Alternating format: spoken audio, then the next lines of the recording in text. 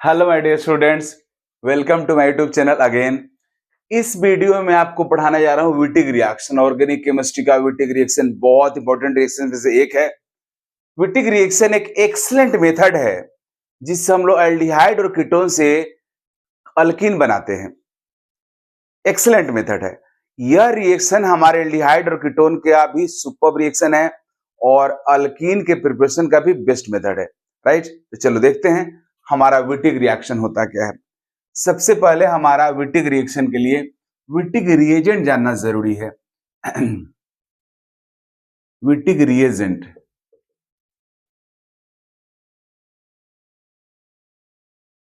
Wittig reagent, Wittig reagent एक अलग तरह का कंपाउंड होता है। यह हमारा एलिड होता है। मींस विटिक रिएजेंट जो हमारा रहता है उसमें इस तरह से रहता है। ट्राइफिनाइल फॉस्फेन, इस तरीका से एक मैं विटिक रिएजेंट का एग्जांपल दे रहा हूं। इस तरह के फॉर्म रहता है। एक्चुअल में यहां पे इस कार्बन और फास्फोरस के बीच में डबल बॉन्ड नहीं होता है, पाई बॉन्ड नहीं होता है, सिंगल बॉन्ड रहता है और इनके ऊपर अपोजिट चार्जेज रहता है। मींस फास्फोरस पे पॉजिटिव रहता है और इस कार्बन पे निगेटिव रहता है। मींस एक्चुअल में इस फॉर्म में रहता है। यह एक्चुअल फॉर्म है, लेकिन अगल बगल में पॉजिटिव नेगेटिव चार्ज है तो हम लोग पाई बॉन्ड फॉर्म करके दिखा देते हैं कि इस तरह से स्टेबिलिटी जैसा है, बट ऐसा नहीं है। यह हमारा जो कंपाउंड है विटिक जो रिएजेंट है वो इस फॉर्म में रहता है। इस विटिक रिएजेंट को हम लोग फॉस्फोरेन बोलते हैं। फॉस्फोरेन और फॉस्फोरस एलिड भी कहा जाता है। मींस ऐसा कंपाउंड जिसके एडजेसेंट एटम्स पे अपोजिट चार्ज हो उसको एलिड्स बोलते हैं। यह एलिड है। एलिड का हुआ definition, halides have opposite charges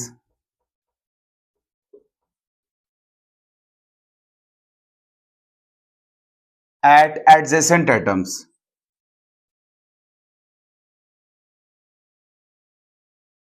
Right? Interestingly, elids are neutral species. They are neutral species. यह न्यूट्रल होता है क्योंकि पॉजिटिव चार्ज नेगेटिव को पॉजिटिव को न्यूट्रलाइज कर देता है। यह न्यूट्रल स्पीसीज होता है, न्यूट्रल होता है। राइट, अब जो हमारे जितने भी ये फास्फोरस का एलिड है, एलिड्स जनरल टर्म हुआ। कहीं भी किसी कंपाउंड में अपोजिट चार्ज होगा टू एडिशनल एटम्स सबको एलिड्स बोलेंगे। यह हमारा जो है ये फास्फोरस का एलिड है।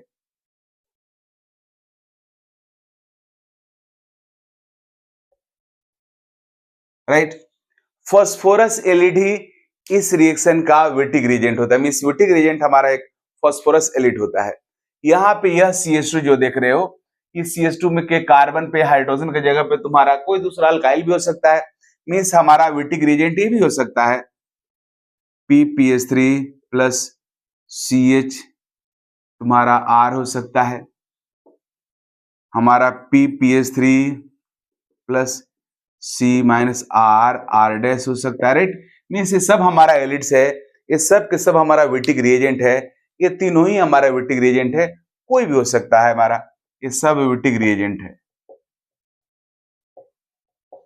Right, all Wittig reagents are phosphorus halides. सब के सब फास्फोरस एलिड्स होता है। अब मैं पहले बता दूं कि विटिक रिएक्शन में प्रोडक्ट कैसे फॉर्म होता है, क्या फॉर्म होता है, फिर मैं बताऊंगा कि विटिक रिएजेंट कैसे बनाते हैं। पहले हम लोग विटिक रिएजेंट को प्रिपेयर करते हैं, फिर हम लोग विटिक रिएक्शंस करवाते हैं। तो ये सब हमारे विटिक रिएजेंट्स है। ये मैं दिखाने जा रहा हूं कि विटिक रिएजेंट को प्रिपेयर कैसे किया जाता है, विटिक रिएजेंट को कैसे प्रिपेयर कर सकते हैं, किस कंपाउंड से करते हैं और फिर उसके बाद उसका रिएक्शन कैसे होता है। अब विटिक रिएजेंट कैसे प्रिपेयर करते हैं। विटिक रिएजेंट के प्रिपरेशन का तरीका है कि आप मिथाइल हैलाइड को फर्स्ट ट्राइफिनाइल फॉस्फेन से रिएक्शन करवा करके और बेस से फिर फाइनली रिएक्ट करवा करके आप विटिक रिएजेंट बना सकते हो। Methyl halide, primary halide and secondary halide से ही आप विटिक रिएजेंट प्रिपेयर कर सकते हो। जैसे मैं यहाँ पे मिथाइल ब्रोमाइड लिया हूं, हमारा ट्राइफिनाइल फॉस्फीन का न्यूक्लियोफिलिक अटैक होगा, Br माइनस यहां से लिव कर जाएगा और आपको मिलेगा CH3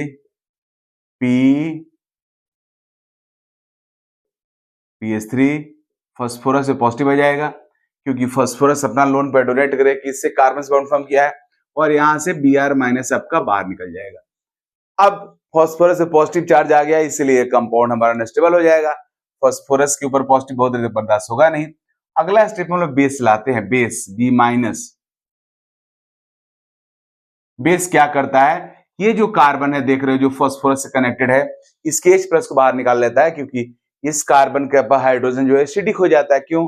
क्योंकि फास्फोरस के ऊपर पॉजिटिव चार्ज है इसलिए फास्फोरस कार्बन के इलेक्ट्रॉन को अट्रैक्ट करता रहता है जिसकी वजह से ये भी रहता है। दूसरी बात यह है कि इस फास्फोरस पे पॉजिटिव चार्ज है तो चाहता है बगल वाले कार्बन पे क्या है, नेगेटिव आ जाए। नेगेटिव आ जाएगा तो स्टेबल हो जाएगा, इसलिए यह कार्बन H प्लस को रिलीज करने के लिए रेडी हो जाता है।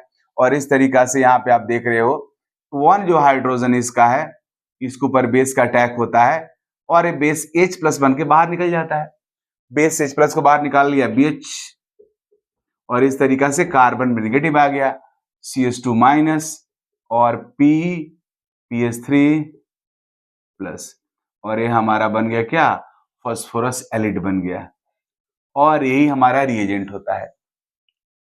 तो ये काम आप ट्राइफिनाइल फॉस्फिन को अगर आप सेकेंडरी मींस तो मिथाइल से बना सकते हो, प्राइमरी से बना सकते हो, प्राइमरी अल्काइल हैलाइड से अगर रिएक्शन कराते हो और साथ में बेस लेते हो, बेस के तौर पे हम लोग सोडियम इथोक्साइड का जनरली इस्तेमाल करते हैं। हमारा बेस हो गया बेस, तो सेम कहानी होगा, यह इसका यहाँ पे न्यूक्लियोफिलिक अटैक होगा, Br यहां से बाहर निकलेगा और इस तरीका से हमारे फास्फोरस पे पॉजिटिव चार्ज आ जाएगा। अब अगला स्टेप में हमारा बेस जब आएगा तो बेस यहाँ पे ऑलरेडी मैं बेस लिख दिया हूं तो बेस H प्लस यहां से निकाल देगा। बेस H प्लस यहां से जब निकाल देगा तो इस कार्बन पे क्या आ जाएगा, नेगेटिव आ जाएगा। यहाँ आ गया फास्फोरस, यहाँ पे नेगेटिव, अगल बगल पे अपोजिट चार्जेज है, एलिड हो गया और यही हमारा हो गया Wittig reagent.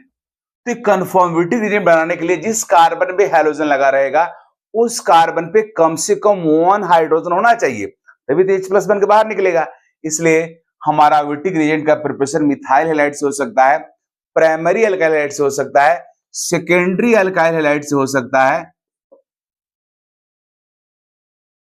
Secondary alkyl halide से हो सकता है। यह हमारा सेकेंडरी अल्काइल हैलाइड है, इससे हो सकता है।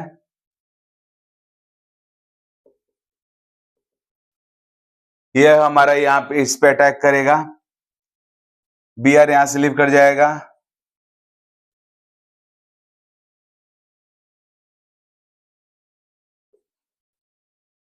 इस कार्बन पे हाइड्रोजन है, यह बेस H प्लस को बाहर निकाल देगा और इस तरीका से इस हमारे कार्बन पे क्या आ गया, निगेटिव आ जाएगा, ये फॉर्म हो जाएगा।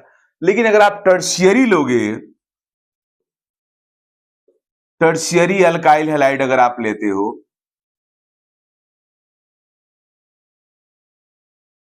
उस केस में विटिक रिएजेंट का फॉर्मेशन नहीं होगा क्योंकि ये हमारा न्यूक्लियोफिलिक अटैक करेगा, Br यहां से लीव कर जाएगा। लेकिन हमारे टर्शियरी अल्काइल हैलाइड के हैलोजन कनेक्टेड कार्बन पे कोई हाइड्रोजन है ही नहीं, तो फिर H प्लस यहां से निकलेगा नहीं और ये हमारा अनस्टेबल हो जाएगा, इसलिए इसका फॉर्मेशन नहीं होगा। ये अनस्टेबल हो गया और इस तरीका से विटिक रिएजेंट का फॉर्मेशन मिथाइल हैलाइड से होगा, प्राइमरी अल्काइल हैलाइड से होगा, सेकेंडरी से होगा, टर्शियरी अल्काइल हैलाइड से विटिक रिएजेंट का प्रिपरेशन पॉसिबल नहीं है। अब विटिक रिएजेंट बनने के बाद विटिक रिएक्शन देखते हैं। विटिक रिएक्शन में हमारा एल्डिहाइड और कीटोन रिएक्शन करता है विटिक रिएजेंट से, एक कीटोन है और हमारा एक सबसे स्मॉलेस्ट जो हमारा विटिक रिएजेंट था इसको हम लोग लेते हैं, राइट, फास्फोरिन। अब यहाँ पे होता क्या है, यही हमारा विटिक रिएक्शन है। यह कार्बन, इस कार्बन नेगेटिव चार्ज है, न्यूक्लियोफिलिक अटैक करता है कार्बोनाइलिक कार्बन पे कीटोन के। तुम सबको पता है कि एल्डिहाइड और कीटोन के कार्बोनाइलिक कार्बन पे हमेशा पॉजिटिव कैरेक्टर रहता है, जिसकी वजह से कोई भी न्यूक्लियोफाइल वहां पे इजीली अटैक कर सकता है। तो C- हमारा एक बेटर स्ट्रॉन्ग न्यूक्लियोफाइल होता है। यह तुरंत यहाँ पे अटैक किया, जैसे अटैक किया साइमल्टेनियसली ऑक्सीजन पाई बॉन्ड के बोथ इलेक्ट्रॉन्स को अपने पास शिफ्ट कर लेता है, और ऐसा करने से ऑक्सीजन पे नेगेटिव आ गया। अब एक कार्बन कनेक्ट हो जाता है कार्बोनाइलिक कार्बन से, और ऑक्सीजन पे नेगेटिव आने की वजह से ये ऑक्सीजन हमारे फास्फोरस पॉजिटिव से कनेक्ट हो जाता है, और यह हमें प्रोडक्ट के तौर पे मिलता है।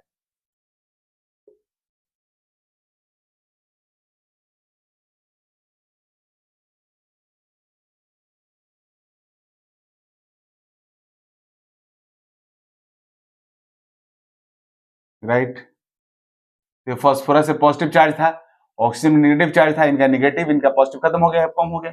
राइट, अब ये जैसे ही फॉर्म होता है, ये अनस्टेबल कंपाउंड है। क्यों अनस्टेबल है जी? क्योंकि यह एक हेटेरोटॉमिक साइकिल है, और इसमें एटम का नंबर 4 ही है। 4 एटम का साइक्लोअल्केन, 4 कार्बन का साइक्लोअल्केन भी हमारा लेस स्टेबल होता है। तो ये तो हमारे 4 एटम्स का हेटेरोटॉमिक साइकिल है, जहां पे ऑक्सीजन है, फास्फोरस है, और उस भी फास्फोरस के पास 3 बड़े बड़े फिनाइल लगे हुए हैं, तो स्टेरिक हिंड्रेंस और यहाँ पे ज्यादा होता है, इसलिए बहुत स्टेबल नहीं होता है। यह तुरंत या ब्रेफॉर्म होते ही डिसोसिएट होता है, ब्रेक होता है। और देखो कैसे होता है। फास्फोरस के बारे में एक चीज मैं क्लियर कर दूं, फास्फोरस को ऑक्सीजन से बहुत ज्यादा एफिनिटी होता है। फास्फोरस हमेशा चाहता है कि ऑक्सीजन से डबल बॉन्ड फॉर्म कर ले और उसको अपने पास ही रख ले। तो यहां भी हमारा फास्फोरस ऑक्सीजन से टेंडेंसी जो करता है कि मैं तुम्हारे साथ रहना चाहता हूं और डबल बॉन्ड फॉर्म करना चाहता हूं, तो ऑक्सीजन बोलता है इट्स ओके। अब ऑक्सीजन को फास्फोरस से बॉन्ड फॉर्म करना है, इसके लिए ऑक्सीजन क्या करता है, इस कार्बन से बॉन्ड अपना ब्रेक करना शुरू कर देता है। राइट, अब जैसे ही कार्बन से बॉन्ड ब्रेक करना शुरू करता है, इस कार्बन पे पॉजिटिव आना शुरू हो गया। अब ये कार्बन इस कार्बन को बोलता है कि तुम अपने ऊपर नेगेटिव लाओ, और लाना आसान काम है, क्योंकि हमारा कार्बन फास्फोरस से मोर इलेक्ट्रोनेगेटिव भी होता है, और सेकेंडली फास्फोरस खुद भी चाहता है कि यह बॉन्ड ब्रेक हो जाए, क्योंकि उसको ऑक्सीजन से डबल बॉन्ड फॉर्म करना है। तो यह बॉन्ड आराम से ब्रेक होना शुरू हो जाता है। तो इस तरीका से इस बॉन्ड के ब्रेक होने से यहाँ पे क्या आ रहा है, निगेटिव आ रहा है, यहाँ पे क्या आ रहा है, पॉजिटिव आ रहा है। तो इन दोनों के बीच में डबल बॉन्ड फॉर्म हो जाता है, और इस बॉन्ड के ब्रेक होने से फास्फोरस पे आया पॉजिटिव, इस बॉन्ड के ब्रेक होने से ऑक्सीजन पे आया नेगेटिव, तो ऑक्सीजन और फास्फोरस के बीच में भी पाई बॉन्ड फॉर्म हो जाता है, और हमें इस तरह का कंपाउंड मिलता है।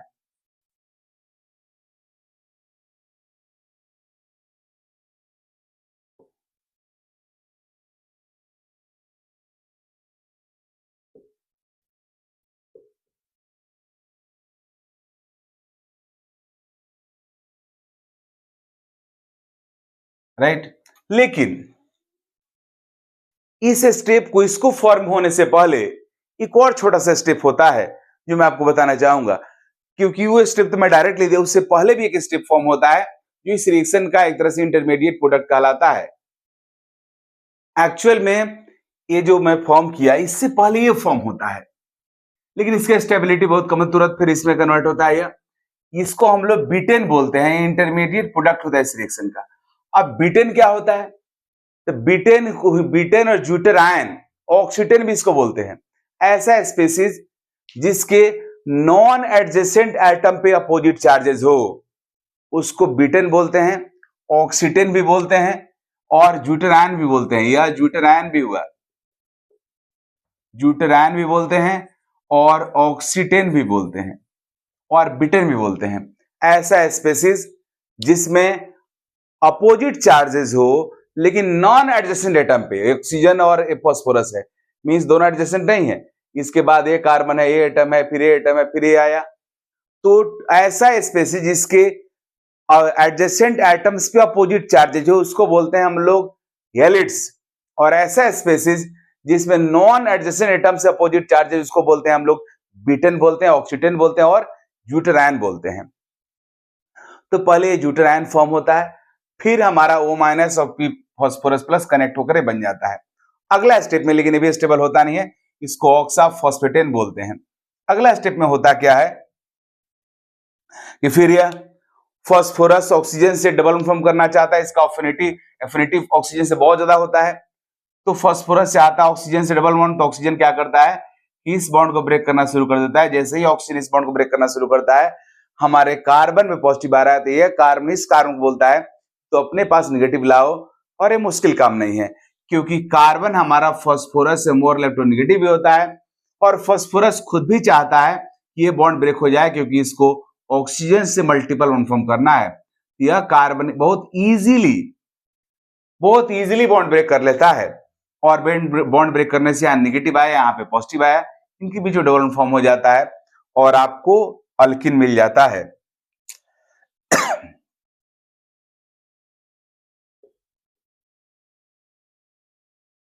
और यह फास्फोरस ऑक्सीजन से मल्टीपल बॉन्ड फॉर्म कर लेता है और इस तरह से प्रोडक्ट फॉर्म हो जाता है, ट्राइफिनाइल फॉस्फिन ऑक्साइड बन जाता है, राइट। तो इस तरीका से हमारा विटिक रिएक्शन है। ये तो मैं मैकेनिज्म से आपको बताया कैसे से लिखते हैं। अब मैं आपको सिखाने जा रहा हूं कि डायरेक्टली प्रोडक्ट कैसे राइट करते हैं, मींस विटिक रिएक्शन से डायरेक्ट हम लोग कैसे अल्कीन बनाएंगे एल्डिहाइड और कीटोन से, वो मैं दिखाने जा रहा हूं आपको। तो चलिए देखिए कैसे प्रोडक्ट राइट होगा। कुछ नहीं करना, यहाँ पे हम लोग एलिड्स को डबल बॉन्ड से भी शो करते रिप्रेजेंट करते हैं। यहां से ऑक्सीजन बाहर निकालना है और ये ऑक्सीजन आकर के फास्फोरस में कनेक्ट कर देना है, राइट। तो ये ऑक्सीजन, यहां से ऑक्सीजन निकलेगा और ये आकर के इस फास्फोरस के साथ कनेक्ट हो जाएगा, मींस ये पार्ट बाहर निकल जाएगा। और ऑक्सीजन के बाहर निकलने से कार्बन का डबल बॉन्ड खाली होगा, और इस फास्फोरस से निकलने से इस कार्बन का भी डबल बॉन्ड खाली होगा। तो यह कार्बन कार्बन डबल बॉन्ड इस कार्बन का डबल बॉन्ड से कनेक्ट हो जाएगा, मींस ये CH2 तुम्हारा आकर के इस ऑक्सीजन की जगह पे कनेक्ट हो जाएगा और आपको यह प्रोडक्ट मिल जाएगा RCr- डबल बॉन्ड CH2। कुछ करना ही नहीं है, कुछ ज्यादा माथा लगाना ही नहीं है, राइट। अब यहां पे कुछ नहीं, इस डबल बॉन्ड ऑक्सीजन को हटाना है और इस CH2 को यहां पे लाके सटा देना है, मिस हो गया प्रोडक्ट आपका। ये IIT 97 में आया भी था।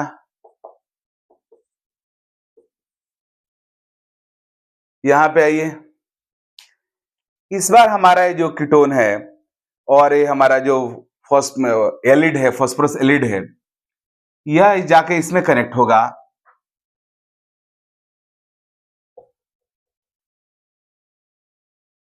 यहां मैं बता दूं कि EZ दोनों आइसोमर फॉर्म होगा, E भी फॉर्म होगा और EZ भी फॉर्म होगा, दोनों होगा, E एंड Z, क्योंकि यहाँ पे कोई वैसे स्टीरियो केमिस्ट्री होता नहीं है, इसलिए यह जो अल्कीन है ज्योमेट्रिकल आइस में शो कर सकता है, एक फॉर्म E होगा एक Z होगा, तो प्रोडक्ट के तौर पे यहाँ पे दोनों फॉर्म होगा, राइट। कुछ करना नहीं है, डबल बॉन्ड को हटाना है और आके इस कार्बन में कनेक्ट कर देना है और ये फास्फोरस वाला पार्ट तो बाहर निकल जाएगा, इस तरह से ट्राइफिनाइल फॉस्फिन ऑक्साइड बन जाएगा, राइट। तो यह हमारा विटिक रिएक्शन है। अब यहां आपको यही देखना है कि कुछ दिमाग ज्यादा नहीं लगाना है, बॉन्ड को ब्रेक करना है और ऑक्सीजन को हटाना है और वहां पे जाकर कनेक्ट कर देना है और हो गया आपका प्रोडक्ट। यह हमारा विटिक रिएक्शन का प्रोडक्ट था, यह विटिक रिएक्शन था। इस तरीका से किसी भी कोई भी क्वेश्चन एग्जाम में अगर आपका आता है, आप इसको आराम से कर सकते हो। तो यह एग्जाम्पल लेते हैं, भी बहुत इंपॉर्टेंट है, थोड़ा अलग तरह का है। मीन्स इस तरह से इपॉक्साइड अगर आपको दिया हुआ है और उसको ट्राइफिनाइल फॉस्फिन से रिएक्शन कराओगे, ये हमारा विटिक रिएक्शन डायरेक्ट नहीं है लेकिन उसी कॉन्सेप्ट पे है। तो फास्फोरस को बहुत एफिनिटी होता है ऑक्सीजन से और इपॉक्साइड बहुत स्टेबल होता नहीं है, 3 मेंबर्ड साइकिल स्टेबल नहीं होता, उसमें भी अगर ऑक्सीजन लगा हुआ है स्टेबिलिटी और कम होता है। तो होता क्या है कि ऑक्सीजन हमारा आकर के फास्फोरस से कनेक्ट हो जाता है और इस तरीका से जैसे ही ऑक्सीजन बाहर निकलता है, दोनों कार्बन का एक बॉन्ड खाली हो जाता है, दोनों कार्बन आपस में कनेक्ट हो जाता है और यह प्रोडक्ट मिलता है, राइट। तो याद रखना इस रिएक्शन को आप सब। अब दूसरा एक होता है रेट्रोसिंथेसिस ऑफ अल्कीन। रेट्रोसिंथेसिस का मतलब क्या हुआ, किसी कंपाउंड का सिंथेसिस, उस कंपाउंड को देख करके और सोचते हो कि वो किससे कनेक्ट करने से बनेगा, तो उसको कहा जाता है रेट्रोसिंथेसिस। जैसे यह अल्कीन हमारा है, इसको देखकर हम लोग सोच सकते हैं कि हम लोग इसको कैसे ब्रेक करके और 2 रिएजेंट का इस्तेमाल करके इसको बना सकते हैं। तो देखो जी, अगर हमें विटिक रिएक्शन का इस्तेमाल करना है तो इस बॉन्ड को यहां से ब्रेक करना होगा, एक पार्ट को कीटोन बनाना होगा, दूसरे पार्ट को क्या बनाना होगा, एलिड बनाना होगा। तो किसी को एलिड किसी को कीटोन बना सकते हो। तो यह पार्ट हमारा मीन से कैसे फॉर्म होगा, तो इस पार्ट को बना देते हैं हम लोग क्या, कीटोन मीन से हमारा हो गया एल्डिहाइड, और इस पार्ट को बना दिया एलिड।